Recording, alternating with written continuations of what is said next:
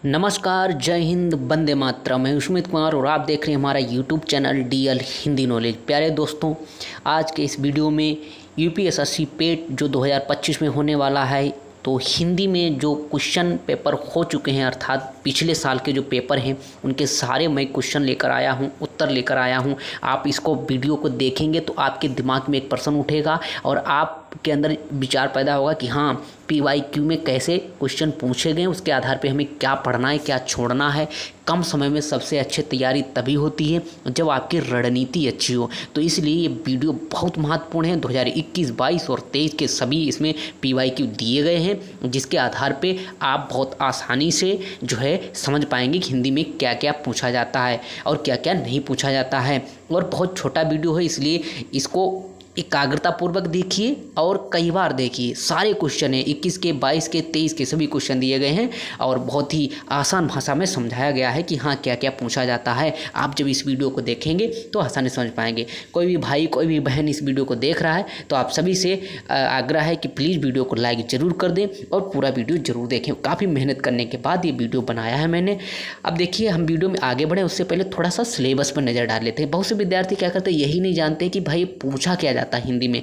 एक बार हम नज़र डालते हैं तो देखिए, सिलेबस ये है कि सामान्य हिंदी में जो जनरल हिंदी है उसमें 5 अंक की हिंदी पूछी जाती है। वैसे तो 15 अंक की पूछी जाएगी, लेकिन 5 अंक की जो पूछी जाती है वो एक ग्रामर टाइप की, मतलब उसमें सारी चीज़ें पूछी जाएगी। क्या क्या? संधि पूछी जाएगी, विलोम शब्द, पर्यायवाची शब्द, वाक्यांशों के लिए एक शब्द, लिंग पूछे जाएंगे, समश्रुत भिन्नार्थक शब्द। ये देखिए, समश्रुत का मतलब सुनने में एक जैसे हो लेकिन भिन्न उनका अर्थ हो। अभी इसमें पीवाईक्यू में कोई ऐसा क्वेश्चन आएगा, उसके आधार पर समझ जाएंगे, पूछे भी गए हैं।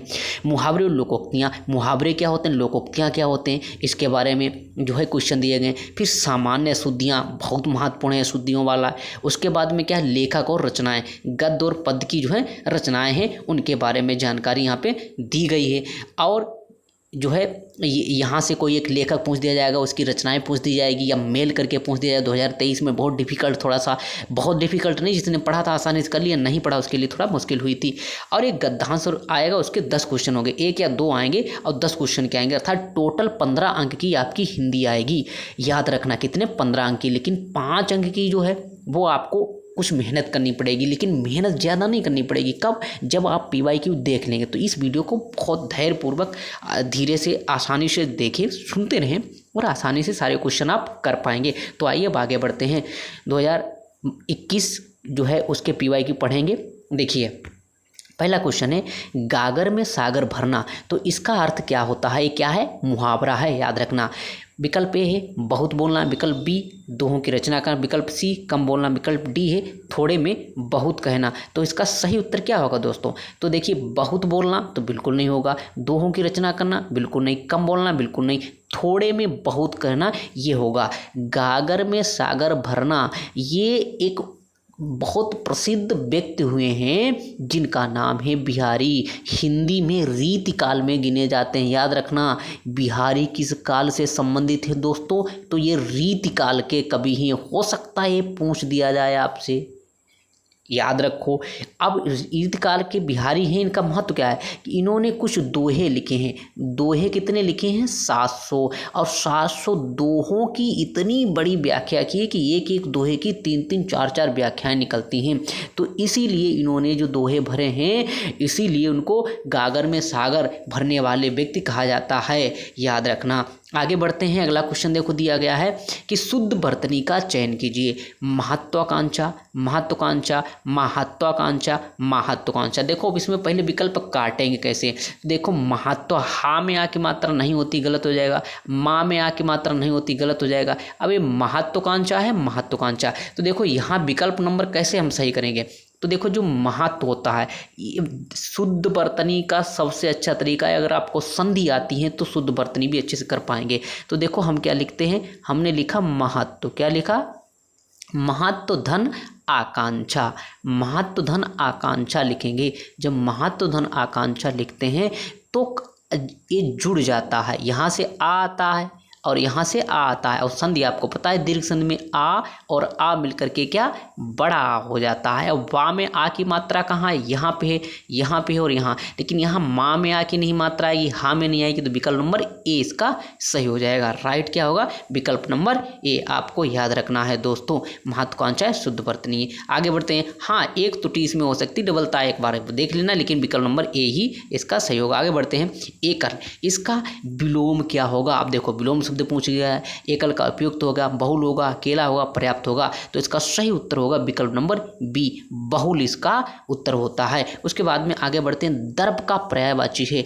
दर्प का अर्थ क्या होता है, यानी दर्प का पर्यायवाची क्या है, व्यथा, तिरस्कार, स्वाभिमान, अहंकार। तो याद रखना दर्प का पर्यायवाची क्या होता है, अहंकार होता है दोस्तों, याद रखना महत्वपूर्ण है। आगे बढ़ते हैं। देखो मन को हरने वाला के लिए एक शब्द, इस प्रकार से देखो एक शब्द पूछा जाता है, मन को हरने वाला वाक्य के लिए नीचे दिए गए विकल्पों में से एक शब्द चुनिए। एक शब्द क्या होगा, मदमस्त, मर्मांतक, मदमनी, मदमवी और मनोहर। तो इसका देखो मन को हरने वाला अर्थात कितना मनोहर प्यारा, कौन, कृष्ण कन्हैया, हाँ, इसलिए मनोहर होगा। मन को हरने वाले को कहते हैं, मन को हरने वाले के लिए एक शब्द क्या है, मनोहर, याद रखना है। बहुत ही प्यारा क्वेश्चन है। आगे देखिए, ये थोड़ा कठिन स्तर का आया था, कठिन स्तर का ऐसे तो कठिन स्तर आ जाते हैं। देखो तीक्ष्ण, तीक्ष्ण का विलोम पूछ दिया गया। निम्नलिखित में से तीक्ष्ण का विलोम शब्द क्या है, तीव्र है, त्यागी है, तृष्णा है, कुंठित है। अगर खोजेंगे तो भी नहीं, तीक्ष्ण का मतलब होता है तेज धार वाला, लेकिन कुंठित का मतलब होता है तेज धार वाला नहीं। तो इसका विलोम क्या हो जाएगा, तीक्ष्ण का विलोम हो जाएगा कुंठित, याद रखना है। ये रिपीट हो सकता है क्वेश्चन। आगे देखिए, पर्यायवाची पूछा गया है। गज बदन का पर्यायवाची है, तो गज बदन विकल्प ए है गर्जन होता है, विकल्प बी मेघनाथ, विकल्प सी गणपति, विकल्प डी विष्णु। तो इसका सही उत्तर जो होगा वो होगा विकल्प नंबर सी, यानी गज बदन किसका पर्यायवाची है, तो गणपति का है, याद रखना किसका है, गणपति का है। आगे देखिए, बढ़ते हैं। कांटों से भरा हुआ वाक्य के लिए नीचे दिए गए विकल्पों में से एक शब्द चुनिए। कंटक, विकीर्ण, कुचैला, कंटकाकीर्ण। तो इसका सही उत्तर क्या होगा दोस्तों, कांटों से भरा हुआ वाक्य के लिए। देखो ये वाक्य के लिए एक शब्द जरूर आता है, हर बार पूछा गया 21, 22, 23 में, देखते रहिए आगे आपको मिलेंगे। तो कांटों से भरा हुआ वाक्य के लिए एक शब्द है कंटकाकीर्ण, याद रखना। आगे देखिए, दूध का दूध और पानी का पानी करना, ये मुहावरा है और सरल है, आप जानते होंगे। दुग्ध इंस्पेक्टर, देखो कैसा विकल्प दिया, दुग्ध इंस्पेक्टर, ये थोड़ी है, तो विकल्प गलत हो जाएगा। उसके बाद में देखिए, मिलजुल कर रहना, ये भी गलत हो जाएगा। पक्षपातपूर्ण निर्णय करना, ये भी गलत हो जाएगा। उचित निर्णय करना, कहते हैं ना, अभी देखो उनको बुला के लाइए यानी न्याय करवाइए, तो उचित निर्णय करना या उचित न्याय करना ही क्या कहलाता है, दूध का दूध और पानी का पानी कहलाता है। उसके बाद में शुद्ध वर्तनी देखिए, बहुत अच्छे से दिया गया है। शुद्ध वर्तनी क्या है, बहिष्कार नहीं होती है, बाहिष्कार नहीं होती, बहिष्कार, हाँ बिल्कुल ये बहिष्कार, ये भी गलत हो जाएगी। तो विकल्प नंबर सी ये सही होगी, शुद्ध वर्तनी। आगे बढ़ते हैं दोस्तों। वीडियो अच्छा लग रहा है तो प्लीज़ लाइक ज़रूर कर दीजिए। कुछ कमेंट करना चाहते हैं तो आप बाद में कमेंट भी कर सकते हैं। बहुत मेहनत लगती है तब जाके वीडियो लाते हैं, प्लीज़ लाइक ज़रूर कर दें, कोई भी भाई कोई भी बहन देख रहा है। आगे बढ़ते हैं। देखिए, महाधन ऋषि, ये विकल्प दिया गया है। महाधन ऋषि शब्द का संधि विच्छेद क्या होगा, महाधन ऋषि बिल्कुल नहीं होगा। महाधन ऋषि, हाँ बिल्कुल यही सही है। मही नहीं होता है, माँ नहीं होता है, तो महाधन ऋषि। अब बता दीजिए महाऋषि इसमें जो है ये जो है संधि हुई है, अब कौन सी संधि है आपको कमेंट बॉक्स में बताना है। आगे देखिए, खाली पुलाव पकाना, मुहावरे का अर्थ क्या है, खाली पुलाव पकाना मुहावरे का अर्थ क्या है, रैला हुआ दुख पुनः याद करना, उपद्रव मचाना, असंभव बातों की कल्पना करना और गुणात्मक वृद्धि होना। तो इसका सबसे अच्छा मुहावरे का अर्थ है असंभव बातों की कल्पना करना, यानी जिन बातों का संभव ना हो उनको ही जो है असंभव बातों की कल्पना करना सबसे सटीक उत्तर होगा। विकल्प नंबर सी इसका सही उत्तर हो जाएगा। आगे बढ़ते हैं। किस विकल्प में सही विलोम युग्म दिया गया है। अब देखो इसमें युग्म आपको चुनना है, क्या करना है, इसमें युग्म चुनने के लिए बताया गया। निषिद्ध का तुच्छ, जोड़ का मेल, कर्कश का खुरदुरा, नूतन का पुरातन। अब सही विलोम पूछा गया, निषिद्ध का तुच्छ ये नहीं, ये सही विलोम नहीं है। सही और गलत युग्म पूछा जाए तो याद रखना, यानी सही युग्म पूछा गया है तो इसका क्या होगा, जोड़ का मेल, यानी मेल कर दो जोड़ कर दो तो पर्यायवाची हो गया। कर्कश और खुरदुरा ये भी एक जैसा लग रहा है। नूतन और पुरातन, यानी नूतन माने नया और पुरातन माने प्राचीन, तो ये इसका सही विकल्प होगा डी वाला। याद रखना, विलोम पूछा गया ना उल्टा, बाकी तो सब एक जैसे लग रहे हैं विकल्प, लेकिन डी वाला विकल्प जो है बिल्कुल सही लग रहा है। आगे बढ़ते हैं, विकल्प नंबर 4 है। सारे क्वेश्चन दोस्तों ये PYQ हैं, मैंने टाइप करके यहाँ पे वीडियो में बनाए हैं, तो ध्यान देना, ध्यान से इनको पढ़ना है और नोट भी कर सकते हैं। किस विकल्प में सभी शब्द परस्पर पर्यायवाची? दानव, निशाचर, अम्बक।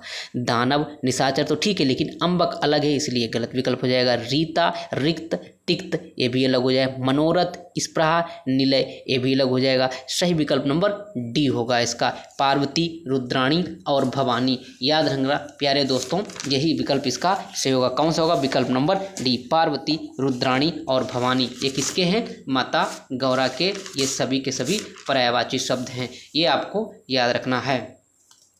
उसके बाद में आगे बढ़ते हैं, अगला क्वेश्चन देखते हैं दोस्तों। अगला क्वेश्चन है, किस विकल्प में शब्द का अर्थ भेद सही है? क्या पूछा गया? ये एक तरफ युग्म दिया है और अर्थभेद दिया है। देखो यहाँ पे दिया है शब्द युग्म और अर्थभेद। देखो अंश का अर्थ क्या होता है? हिस्सा, और अंश का अर्थ कंधा। यही देखो समश्रुति भिन्नार्थक शब्द हैं, याद रखना, यही मैंने शुरुआत में बताया था। यानी पढ़ने में तो एक जैसे हैं, लेकिन बर्तनी इनकी अलग होती है, वो अर्थ भी अलग होता है। बहुत महत्वपूर्ण है दोस्तों, थोड़ा सा भी ध्यान देंगे। और ये वाला क्वेश्चन तो हमें लगता है इस बार हो सकता है रिपीट कर दे। अंश और अंश कई बार पूछा जा चुका है, 2022 का है, और हो सकता है इस बार फिर पूछ दे। तो इस अंश का मतलब होता है हिस्सा और इस वाले अंश का मतलब होता है कंधा। तो ये विकल्प तो सही है, लेकिन पूछा गया नहीं है, विकल्प नहीं पूछा, यानी गलत पूछा है। दूसरा है अवलंब और फिर अविलंब। देखो अवलंब का अधर दिया है और अविलंब का अधर, ये कुछ मैच नहीं खा रहा। आगे देखते हैं, अपेक्षा मतलब आशा और उपेक्षा मतलब निराधार। ये भी बिल्कुल सही है। मैं आपसे अपेक्षा करता हूँ मतलब आशा करता हूँ, और उपेक्षा मतलब निरादर करना, तिरस्कार करना। अनिल, अनिल का अर्थ होता है हवा और अनल माने होता है आग। बहुत महत्वपूर्ण है, ये इंपॉर्टेंट में आते हैं दोस्तों, याद कर लेना, लिख लेना। मैंने क्या बताया आपको? मैंने बताया है कि जो अनिल है इसका मतलब होता है हवा, और अनल जिसमें कोई मात्रा है इसका मतलब होता है आग। इसलिए ये ए भी सही है, डी भी सही है, ए भी सही है, बी भी सही है, लेकिन सी वाला जो है सही नहीं है। और नहीं का भाई नहीं की तरफ चला जाएगा। तो विकल्प नंबर कौन सा सही हुआ? विकल्प नंबर सी सही हो जाएगा। प्यारे दोस्तों याद रखना है। अब हम आगे बढ़ते हैं। अब आ गए हैं इंपॉर्टेंट प्रश्न उत्तर, ये 2023 के लेटेस्ट हैं। अब यहाँ से आप पढ़ेंगे 2023 के। मैंने 21 के पढ़ लिए और 22 के पढ़ लिए, अब 23 के पढ़ते हैं। बहुत महत्वपूर्ण वीडियो हो दोस्तों, आगे देखते जाइए। पहला प्रश्न है कि निम्नलिखित में से किस विकल्प में शुद्ध वाक्य है? किस विकल्प में शुद्ध वाक्य है? अब क्या करना है आपको? शुद्ध वाक्य, भैया वाक्य भी पूछ दिया जाता है, बहुत सरल है, आसानी से आप कर पाएंगे। देखिए कैसे दिया गया है, क्या पूछा गया है? शुद्ध वाक्य।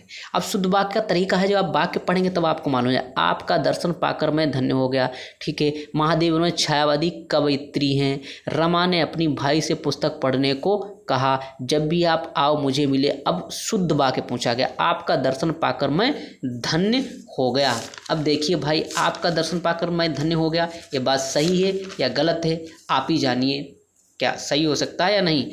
ये थोड़ा सा अटपटा लग रहा है, तो ये वाला तो विकल्प नहीं होगा। आपका दर्शन पाकर मैं धन्य हो गया, थोड़ा अटपटा लग रहा है। दूसरा क्या है? महादेवी छायावादी कवयित्री, गलत लिखा है, त्रा है, इसमें इधर बड़ी की मात्रा लगी होती तो वो सही हो जाता, इसलिए कवयित्री ना होकर के कवयित्री होता है। त्री में देखो, यहाँ कवयित्री सही लिखा है, लेकिन यहाँ त्रा में मात्रा अंतर है। यहाँ पे अगर त्रा में बड़ी की मात्रा होती तो ये सही हो जाती, इसलिए ये भी गलत है।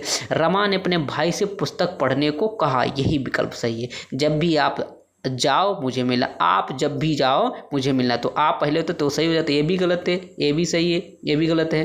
मतलब फिर से देख लीजिए, विकल्प नंबर इसमें कौन सा सही होगा? तो विकल्प नंबर इसमें 2 जो है सी वाला सही होगा। 2 लिखा पे सी वाला से। रमा ने अपने भाई से पुस्तक पढ़ने को कहा, ये शुद्ध वाक्य। इस प्रकार से आप पहचान पाएंगे, अभ्यास करेंगे आसानी से आप कर पाएंगे। फिलहाल शुद्ध वाक्य आपको पढ़ना है। आगे देखिए, कलम के जादूगर किसे कहा जाता है? कलम के सिपाही किसे कहा जाता है? अच्छा ये बता दीजिए, कलम के जादूगर किसे कहा जाता है? रामबृक्ष बेनीपुरी को, मैथिली शरण गुप्त को, मुंशी प्रेमचंद को, सुमित्रानंदन पंत को। उत्तर देख पा रहे होंगे, तो इसका सही उत्तर होगा रामबृक्ष बेनीपुरी। अच्छा, अगर मैं कहूँ कि कलम का सिपाही, बहुत पूछा जाने वाला क्वेश्चन है। कलम का सिपाही किसको कहा जाता है? तो कलम का सिपाही कहा जाता है प्रेमचंद को। अब ये क्वेश्चन बहुत से विद्यार्थियों ने 2023 में गलत किया था, कलम का सिपाही समझ लिया था। नहीं, कलम का जादूगर, कलम का जादूगर की बात हो तो किसको कहा जाता है? रामवृक्ष बेनीपुरी को। देखिए मैंने डिटेल में यहाँ से दिया, हिंदी साहित्य में रामवृक्ष बेनीपुरी को कलम का जादूगर कहा जाता है। रामवृक्ष बेनीपुरी प्रसिद्ध लेखक, पत्रकार, स्वतंत्रता सेनानी थे। उनकी लेखनी में जादू था जिसके कारण उन्हें यह उपाधि मिली। उनकी प्रसिद्ध कृतियों में गेहूं और गुलाब, देखो रचना हो सकता है पहुंच दिया, गेहूं और गुलाब, माटी की मूर्तें और पतितों के देश में, ये उनकी रचनाएं हैं। दोस्तों लिख सकते हैं आप, नोट कर लो अभी के भी, याद रखना, गेहूं और गुलाब, माटी की मूर्तें, पतितों के देश में किसकी हैं? रामवृक्ष बेनीपुरी की रचनाएं हैं। तो याद रखना, भूलना नहीं है। बहुत बढ़िया क्वेश्चन आया था कि कलम के जादूगर किसे कहते हैं? रामवृक्ष बेनीपुरी को। आगे बढ़ते हैं, अगला क्वेश्चन है, निम्नलिखित में से विकल्प में विलोम युग्म सही नहीं है, यानी कोई युग्म है वो सही नहीं है। झिड़कना का पुचकारना, औचक का आकर्षण, गाफिल का खबरदार, डामाडोल का अस्थिर। तो देखिए इसमें विकल्प नंबर डी वाला ही जो है विकल्प में सही नहीं है। क्यों? डामाडोल यानी डामाडोल हो रहा है, यानी बस डामाडोल यानी हिल रही है, चल रही है। अस्थिर माने स्थिर नहीं है। तो एक दूसरे के पर्याय हो गए। क्या हो गए? एक दूसरे के पर्याय हो गए। अब जब ये पर्याय हो गए तो विलोम तो हो ही नहीं सकते, अब विलोम नहीं हो सकते, इसलिए उत्तर नंबर डी सही हो जाएगा। आगे बढ़ते हैं, होनहार बीरवान की होत चीकने पात। बहुत बढ़िया ये लोकोक्ति है, याद रखना। क्या है लोकोक्ति? होनहार बीरवान की होत चीकने पात का अर्थ क्या है? होनहार व्यक्ति बहुत ही परिश्रम करता है, होनहार व्यक्ति सदा दिखावा करता है। विकल्प सी है, होनहार व्यक्तियों की प्रतिभा बचपन में ही दिखाई देती है। विकल्प सी ही बिल्कुल सही है, जो होनहार व्यक्ति हैं उनकी प्रतिभा बचपन में ही दिखाई दे जाती, यही जो है सही उत्तर होगा। आगे बढ़ते हैं, विकल्प प्रश्न नंबर 5 दिया गया है कि निम्नलिखित में से किस विकल्प में सभी शब्द पुल्लिंग है? पतलून, झल्लाहट, अक्षुण्णता, संचार, पालन, ग्रीवा, प्लेटफार्म, प्राधिकरण, गिरोह। तो देखिए इसमें और डी विकल्प है मनुष्यत्व, बनावट और रौनक। तो इसमें सही क्या होगा? तो सही की बात करी जाए तो इसमें विकल्प नंबर जो है सही पुल्लिंग शब्द जो है पुल्लिंग पूछा गया है और सही है। तो इसका विकल्प बी जो है ये क्या नाम सी यानी 2 लिखा हुआ है, प्लेटफार्म, प्राधिकरण और गिरोह, ये जो है पुल्लिंग है। ये सभी के सभी क्या है? पुल्लिंग है। तो यही वाला विकल्प इसका सही हो जाएगा। ठीक है, बनावट जो है वो स्त्रीलिंग हो जाती तो गलत हो जाएगा, ग्रीवा स्त्रीलिंग है तो गलत हो जाएगा, अक्षुण्णता झल्लाहट तो स्त्रीलिंग है तो भी गलत हो जाएगा। तो इसका विकल्प नंबर सी वाला लगाना है, बिल्कुल सही होगा। आगे बढ़ते हैं, अगला क्वेश्चन दिया गया, निम्नलिखित में से किस विकल्प में वाक्यांश के लिए एक शब्द सही नहीं है? नहीं पूछा गया। गिरने से कुछ ही बची इमारत, ध्वंसावशेष सही है। पूर्णिमा की रात कुहू होती है क्या? बिल्कुल नहीं होती है। और नहीं का भाई नहीं हो जाएगा। पूर्णिमा की रात को पूर्णमासी कहते हैं, या क्या कहते हैं? जो पूर्णिमा की रात होती है उसको हम पूनम की रात कहते हैं। क्या कहते हैं? पूनम की रात, या उसको हम पूर्णिमा कहते हैं। तो याद रखना यही विकल्प गलत है, और गलत का भाई गलत से मिला दीजिए तो यही उत्तर सही हो जाएगा। शिव का धनुष पिनाक कहते हैं, ऐसी भूमि जो उपजाऊ ना हो उसको उसर कहते हैं, ये भी याद रखना। आगे देखिए क्वेश्चन नंबर 7 दिया गया है, हाथ को हाथ ना सूझना मुहावरे का अर्थ क्या है? असमंजस में पकड़ना, कुछ काम ना सूझना, बहुत घना अंधेरा होना, भौचक रह जाना। तो ये तो बहुत सरल है, हाथ को हाथ ना सूझना यानी बहुत घना अंधेरा होना, ये इसका अर्थ होगा। यही विकल्प नंबर सी इसका उत्तर हो जाएगा। आगे बढ़ते हैं, ये देखिए संधि से देखो किस प्रकार से संधि पूछी जाती है। बहुत बढ़िया क्वेश्चन दिया गया, पितृधनी इच्छा के योग से, पितृधनी इच्छा के योग से कौन सा शब्द बनेगा? पितृ इच्छा बिल्कुल नहीं बनेगा। पितृइच्छा बनेगा क्या? नहीं बनेगा। पितृइच्छा बनेगा नहीं, पितृइच्छा बनता है। क्या बनता है? और संधि कौन सी बताएंगे? इसमें बताएंगे सभी विद्यार्थी कमेंट करेंगे, क्या इसमें दीर्घ संधि है, दीर्घ संधि है इसमें, या इसमें यण संधि है? दीर्घ संधि है या यण संधि है? सभी विद्यार्थी, कोई भी भाई कोई भी बहन देख करके बताएगा कि पितृइच्छा। और हाँ, इस प्रकार से छोटी ई की मात्रा ई बड़ी, ये वाला नहीं होगा, ये वाला होगा, डी वाला पितृइच्छा होगा। क्या होगा? पितृइच्छा, ये वाला इसका संधि विच्छेद सही हो जाएगा। अब क्यों होगा ये आपको पता करना है, दीर्घ संधि है या यण संधि है, कमेंट बॉक्स में आपको बताना है। आगे देखिए क्वेश्चन नंबर 9 है, निम्न में से किस विकल्प में सभी शब्द तरंगिणी शब्द के पर्यायवाची हैं? अब तरंगिणी क्या होती है? तरंगिणी यानी ललना, रमणी, सरिता। सरिता माने नदी होती है, ललना माने स्त्री होती है, रमणी माने भी स्त्री होती है, तो ये बात अभी विकल्प गलत हो जाएगा। वनिता, कामनी, आपगा, ये भी गलत हो जाएगा। सरिता, तटनी, निम्नगा, हाँ आ गया ना, सरिता कहिए, तटनी कहिए, निम्नगा कहिए, यही सभी के सभी तरंगिणी के शब्द के पर्यायवाची हैं, तो विकल्प नंबर सी सही हो जाएगा। याद रखना विकल्प कौन सा सही होगा, विकल्प नंबर सी सही होगा इसका।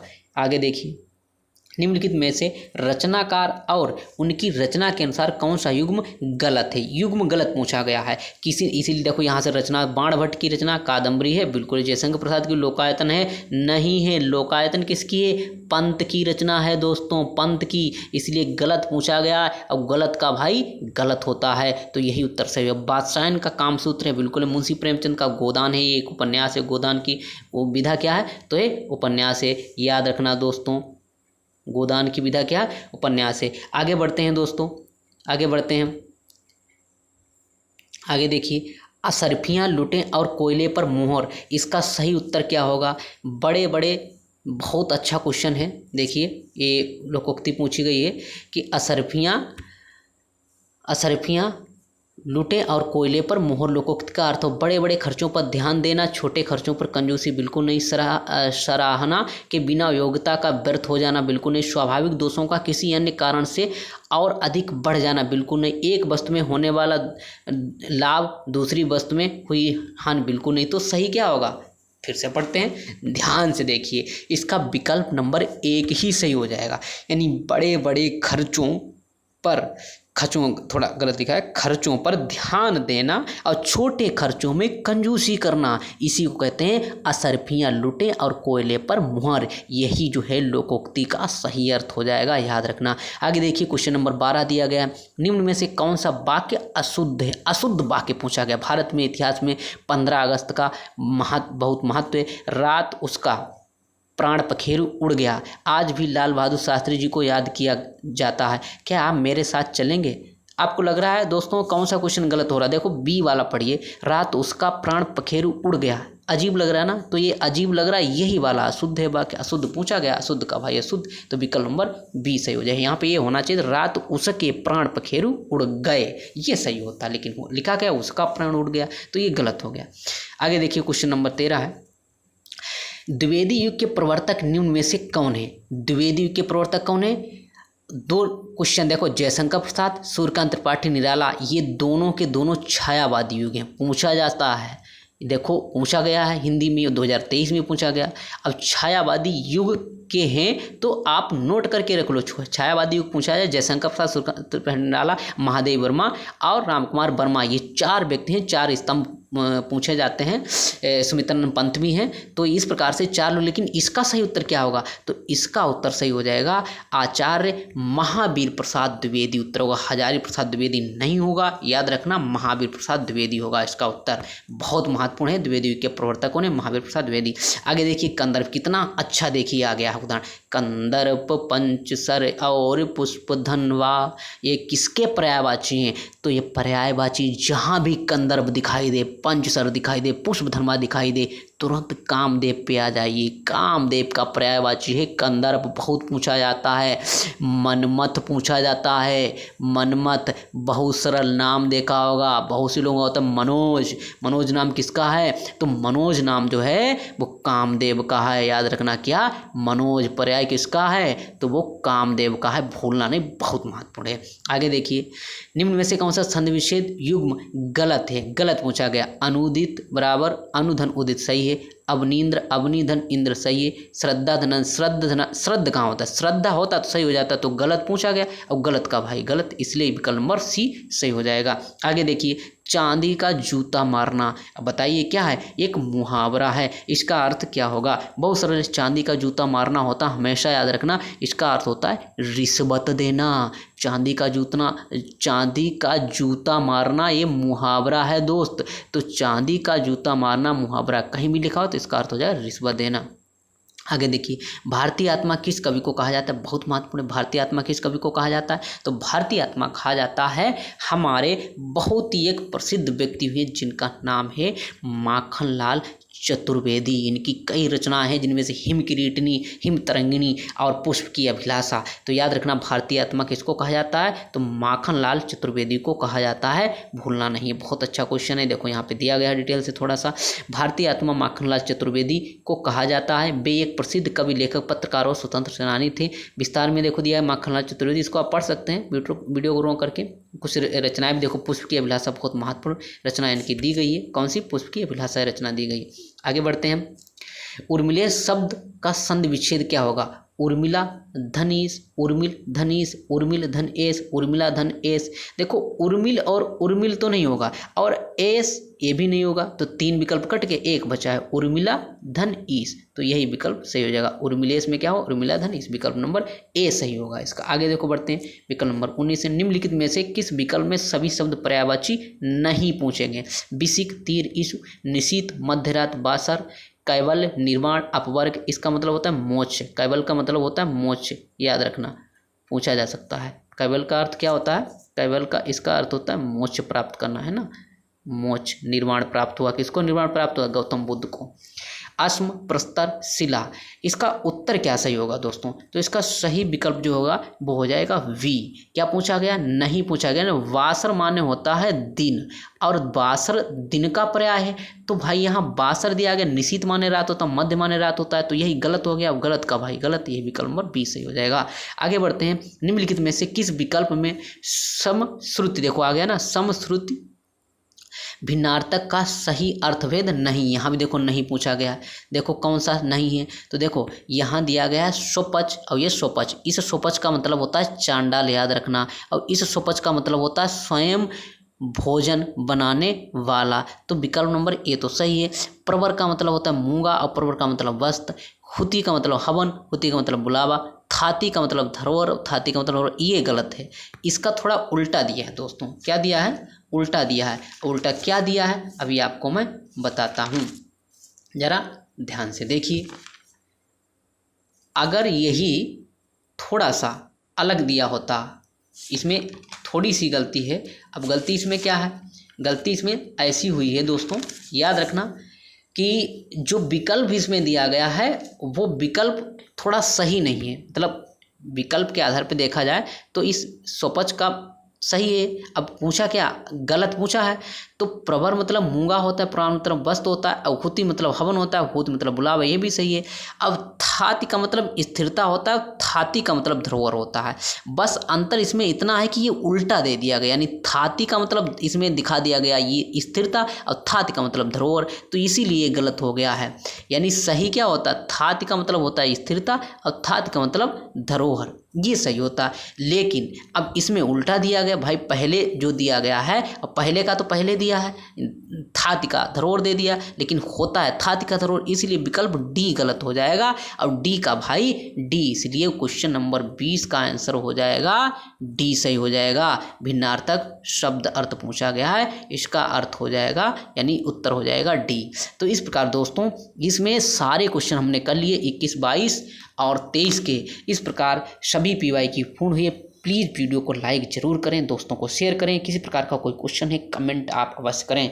कैसा लगा वीडियो आप सभी मित्र ज़रूर बताएं। आपसे यही गुजारिश रहेगी कि प्लीज़ वीडियो को लाइक कर दें, नए हैं तो चैनल को ज़रूर सब्सक्राइब कर लें। और हमारा वीडियो आपको कैसा लगा है आप कमेंट करके ज़रूर बताएँ। अच्छा लगा है तो आप बताएं हमें, हम इसी प्रकार से वीडियो लाते रहेंगे। काफ़ी मेहनत करने के बाद में ये क्वेश्चन लाए हैं ढूंढ के, इनकी व्याख्या मैंने आपको बताई है। वीडियो अच्छा लगा है तो लाइक कर दीजिए, दोस्तों तक शेयर कर दिए। नमस्कार, जय हिंद, जय भारत।